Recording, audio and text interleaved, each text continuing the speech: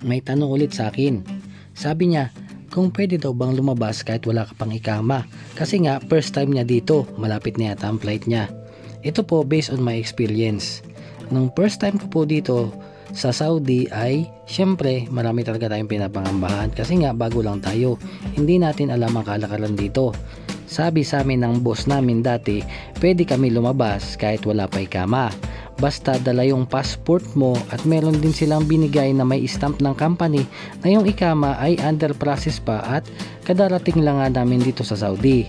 2017 yon at medyo mahigpit pa nun. Laging may mga barikada pa yan sa kalsada pag may checkpoint. Pag lumalabas kami nun hanggang Bacala lang or yung pinakamalapit na hypermarket lang kasi nga wala pa kaming ikama. Syempre nakakatakot din naman dahil kahit na meron kaming papel ay dun pa rin kami sa tingin namin ay safe kami. In short, lumalabas kami pero hindi sa malalayo.